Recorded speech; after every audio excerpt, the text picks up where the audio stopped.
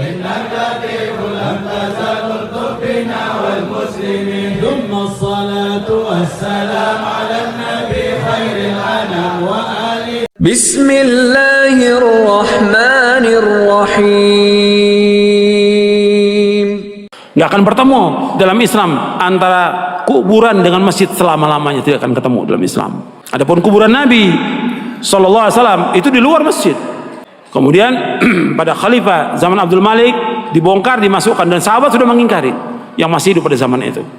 Nggak bisa bersatu dan beda kuburan Nabi. Karena apa? Nggak mungkin kuburan Nabi akan dibongkar, dipindahkan ke Baqi, nggak mungkin. Karena Nabi nggak mau.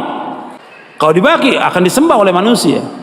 Makanya Nabi dibedakan khusus untuk Nabi dikuburkan di tempat itu dengan dua sahabatnya, Abu Bakar dan Umar. Adapun kuburan yang lain nggak boleh, nggak bisa bersatu antara masjid dengan kuburan selama-lamanya. Yang pertama kali Syiah. Karena ini perbuatan siapa? Perbuatannya orang-orang Yahudi dan Nasrani. Maka 5 hari menjelang wafatnya Rasulullah mengatakan la'natullahi 'alal yahudi wan nasara ittakhadhu qubur anbiya'i masajid wa ana anhaakum an dzalik. Mudah-mudahan, kata Nabi SAW, 5 hari menjelang wafat, mudah-mudahan Allah melaknat orang Yahudi dan Nasrani karena mereka menjadikan kubur Nabi mereka sebagai tempat ibadah. Aku larang kalian jangan melakukan seperti mereka. 5 hari menjelang wafat, 5 hari. Terus Nabi ingatkan umatnya, jangan seperti Yahudi, jangan seperti Nasrani yang mereka menjadikan kubur Nabi mereka sebagai tempat ibadah. Aku larang. Kuburan bukan tempat ibadah, kuburan. Dan gak boleh melaksanakan perjalanan ke makam-makam, nggak boleh. Ziarah kubur boleh, tapi menentukan makam tertentu untuk ziarah mempunyai keutamaan nggak boleh. Yang punya keutamaan 3 masjid, masjid aja cuma 3 masjid dari seluruh dunia yang mempunyai keutamaan. Kata Nabi SAW dalam hadis yang saya ada di buku ini, la tushaddur rihalu illa ila 3 masajid, masjid hadza wa masjidil haram wa masjidil aqsa. Kata Nabi, nggak boleh mengadakan perjalanan dengan niat ibadah kecuali 3 masjid. Tidak boleh mengadakan perjalanan safar dengan tujuan ibadah kecuali 3 masjid. Pertama masjidku ini, Masjid Nabawi. Yang kedua Masjidil Haram. Yang ketiga Masjid Aqsa. Masjid aja nggak boleh. Ada di Bandung umpamanya ada masjid yang bagus, orang mengatakan bahwa masjid itu punya keutamaan, nggak boleh. Semua masjid sama. Masjid di sini di Pusdai atau masjid yang lain yang dibangun semua sama, ganjarannya sama kalau orang sholat di dalamnya, kecuali 3 masjid. Masjid Nabawi sekali sholat di sana 1000 lebih dari masjid yang lain. Kalau di Mekah, di Masjidil Haram, di Mekah maksudnya di Masjidil Haram saja, bukan di masjid yang lain. Di Mekah bukan, di Masjidil Haram saja itu 100.000 keutamaannya dari masjid yang lain seluruh dunia. Kalau di Masjidil Aqsa 250. Itu keutamaan yang disebutkan oleh Rasulullah Sallallahu Alaihi Wasallam. Kalau masjid yang nggak punya keutamaan kecuali 3 masjid, apalagi kuburan.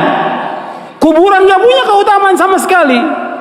Makanya orang-orang yang datang dan meminta ke kubur-kubur, Allah menyebutkan dalam Al-Quran ini orang yang paling sesat di muka bumi.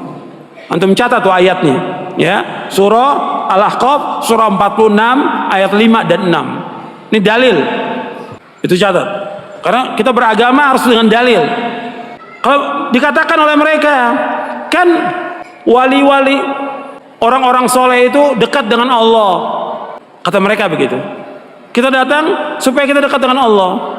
Kita katakan kepada mereka, wali yang ada atau orang yang soleh yang ada lebih soleh siapa dari para sahabat? Lebih soleh para sahabat. Bahkan dikatakan oleh para ulama bahwa para sahabat semuanya Auliyaur Rahman. Para sahabat semuanya Auliyaur Rahman, wali-wali Allah. Semua sahabat itu wali-wali Allah. Jadi semua para sahabat wali-wali Allah. Semuanya para sahabat wali-wali Allah. Gak ada seorang pun yang datang ke kuburan sahabat untuk minta sesuatu, gak ada. Atau berdoa di sisi kuburan para sahabat supaya makbul. Atau para sahabat datang dekat kuburan Nabi, gak berdoa kepada Nabi, tidak, tapi dekat kuburan Nabi, dekat kuburannya supaya dikabulkan, gak ada. Bahkan ditegur ketika terjadi yang demikian, ditegur dengan keras, nggak boleh. Dan punya keyakinan demikian, kalau doa di sisi kuburan orang yang soleh atau wali akan dikabulkan, nggak boleh. Dan mereka juga kadang-kadang membawa ayat yang salah.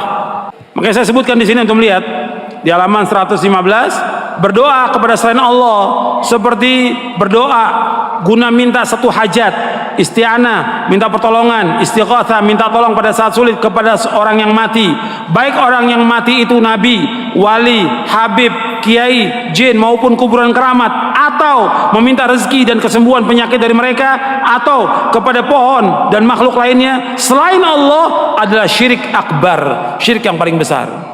Sedangkan Allah menyebutkan dalam Al-Quran syirik akbar itu diampuni nggak dosanya? Tidak. Allah berfirman dalam surah An-Nisa, surah yang keempat ayat 48, innallaha la yaghfiru an yushraka bihi wa yaghfiru ma duna dzalika liman yasha wa man yusyrik billahi faqad iftara itsman 'azima. Dalam surah An-Nisa surah yang keempat ayat 48, sesungguhnya Allah tidak mengampuni dosa orang yang berbuat syirik, dan Allah mengampuni dosa selain itu bagi siapa yang Allah kehendaki, dan barang siapa yang berbuat syirik maka sungguh telah berbuat dosa besar yang paling besar. Ini syirik, memalingkan ibadah kepada selain Allah. Kemudian dalam usul salasa disebutkan barang siapa yang memalingkan satu macam ibadah kepada selain Allah maka dia musyrik kafir. Wa may yad'u ma Allah ilahan akhar la burhana bihi fa inna ma hisabu 'inda rabbih innahu la yuflihul kafirun. Dalam surah Al-Mu'min ayat 117, barang siapa yang beribadah kepada ilah yang lain selain Allah padahal tidak suatu bukti pun baginya tentang itu, padahal tidak ada satu bukti pun baginya tentang itu, maka perhitungannya hanya kepada Rabbnya. Sungguhnya orang-orang kafir tidak akan beruntung. Jadi beribadah kepada selain Allah adalah musyrik. Orang yang beribadah, berdoa kepada selain Allah maka dia telah melakukan perbuatan syirkun akbar, dosa yang paling besar, kemungkaran yang paling mungkar. Dosanya tidak akan diampuni Allah dan amalnya akan dihapus serta diharamkan masuk surga jika dia meninggal sebelum bertobat dari dosa syirik tersebut. Dan perhatikan itu, bahwa dia telah berbuat dosa besar yang paling besar, dan orang yang berbuat syirik amalnya akan dihapuskan oleh Allah. Berdoa kepada selain Allah, dia berdoa kepada Allah, sholat 5 waktu setiap hari berdoa kepada Allah, tapi sering juga dia datang ke kubur-kubur wali, ke kubur-kubur habib, kubur kiai, ajangan, datang ke sana minta di sana. Ini namanya menyekutukan Allah, berbuat syirik kepada Allah. Meskipun dia berdoa kepada Allah juga, tapi dia berdoa pada yang lain. Nih, kalau dia melakukan yang demikian maka dihapuskan seluruh amalnya. Antum lihat ayatnya, antum lihat dalilnya. Surah Az-Zumar surah 39 ayat 65. Allah berfirman kepada Nabi Muhammad SAW, la in asyrakta la yahbatanna amaluka wa la takunanna minal khasirin. Seandainya engkau berbuat syirik Muhammad, Allah akan hapuskan seluruh amalmu dan engkau termasuk orang-orang yang merugi. Jadi orang berbuat syirik, seluruh amalnya akan dihapuskan oleh Allah, seluruh amalnya dihapuskan oleh Allah Ta'ala. Jadi kalau umpamanya sekarang dia sholat, puasa, zakat, haji, umroh, sedekah, tapi dia sering juga datang ke kubur-kubur minta sesuatu kepada mereka, minta hajat kepada mereka, atau minta tolong kepada jin, ini berbuat syirik kepada Allah, maka seluruh amalnya akan hapus. Seluruh amalnya akan hapus dengan dasar ayat ini. La in asyrakta la yahbatanna amaluka wa la takunanna minal khasirin. Seandainya engkau berbuat syirik akan hapus seluruh amalmu, maka engkau termasuk orang yang merugi. Kemudian juga orang yang berbuat syirik diharamkan baginya sorga, seperti yang Allah sebutkan dalam surah Al-Maidah.